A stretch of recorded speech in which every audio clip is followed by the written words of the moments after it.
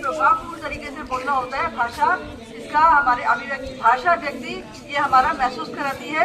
हमारी भाषा से ही हमारी सभ्यता, हमारे आचरण का पता चलता है। कुछ बच्चे ऐसे होते हैं, कुछ लोग ऐसे होते हैं जो गाली देके बात करते हैं, उनको पता ही नहीं गाली देना, वो उनके जबान में रहती होती है, तो उससे उसके आचरण का पता चलता है कि वो कैसा है। ठीक है ना। अब एक बार किसी लड़की ने, उसकी सगाई हो गई थी, ये शादी हो गई थी। शादी के बाद नई नई थी, उसने एक पत्र लिखा अपने पति को। अब उसको पत्र लिखना तो आता नहीं था, उसने किसी ने बताया कि उस पर लिखा मेरे प्राणदास, और कुछ जो मर्जी तुम लिख देना, फिर एंड में लिखना तेरे चरणों की दासी। ऊपर लिखना था मेरे प्राणदास और नीचे लिखना था चरणों की दासी। अब वो भूल गई तो उसने लिखा मेरे चरणदास, मेरे चरणदास, और मन मर्जी से जो लिखना था वो लिख दिया, और उसमें भी मात्रा लगाना भूल गई, और अंत में लिखा तेरे प्राणों की प्यासी।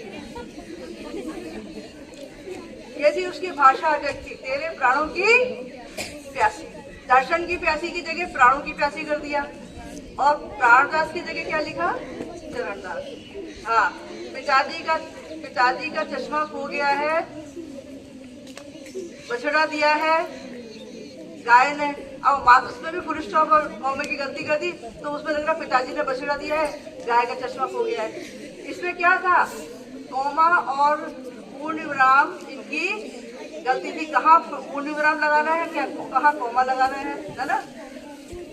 बछड़ी भाग गई, पड़ोसी की पत्नी गई, तो वो सोचा पड़ोसी की पत्नी भाग गई, फुल स्टॉप और कॉमा का अंतर था। तो मैं आपसे आशा करती हूँ कि आप लोग इस चीज का बहुत ध्यान रखेंगे। आज ये बात तो मेरी समझ में आई है ना, जो मैं आज बोला है। वैसे तो होमवर्क वगैरह तो नहीं आती समझ में, ये तो आई है ना।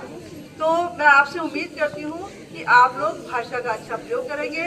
भाषा ही हमारे आचरण को बखान करने का आधार है, और आप सभी अच्छे बनो। मैंने पूर्व में भी कहा, जो बिगड़ जाता है वो बिखर जाता है, और जो सुधर जाता है वो बिखर जाता है।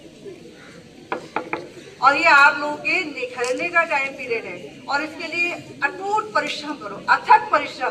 क्योंकि क्या आपके सिर पर है बताओ, काई कोनी 8 वार्षिक परीक्षा आपके सामने है, और आपको अब मन लगा करके मेहनत करनी है, और अच्छे अंक